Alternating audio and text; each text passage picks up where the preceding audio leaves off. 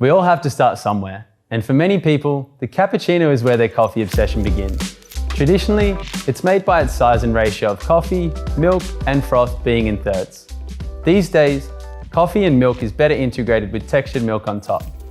Let's make one. First, purge your group head and preheat your portafilter. Remove and then dry before grinding.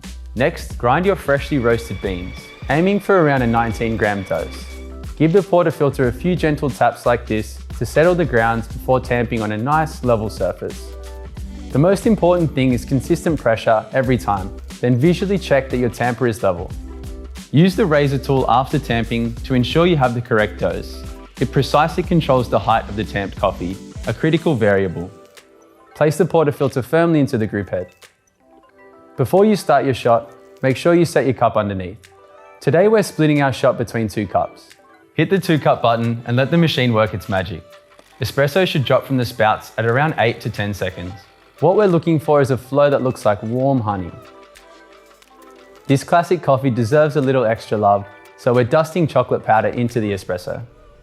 Next, I'm going to texture the milk. Now with a cappuccino, I'm aiming for a different milk texture than say a latte.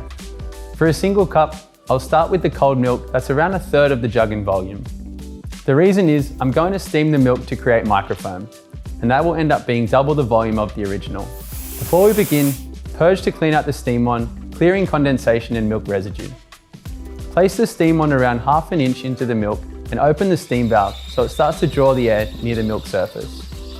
Lower the jug after a few seconds to introduce air to the milk surface, and remember, if it screeches, lower the jug further.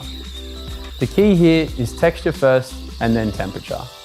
In texturing the milk, I'm aiming for a temperature of around 140 to 150 degrees Fahrenheit or 60 to 65 degrees Celsius. A good manual indicator is when the jug becomes too hot to touch. For non-dairy, I would recommend not going over 130 degrees Fahrenheit or 55 degrees Celsius, as the milk can start to separate or curdle. This is what we're looking for, a velvety and silky smooth texture. Remember to swirl the jug to distribute the air so the microfoam is mixed in evenly. Once done, don't forget to purge the steam wand to clear remaining milk inside the wand and give it a wipe with a nice damp cloth. Next, pour the textured milk into the espresso. The drink generally has more microfoam than a latte, so keep this in mind when pouring.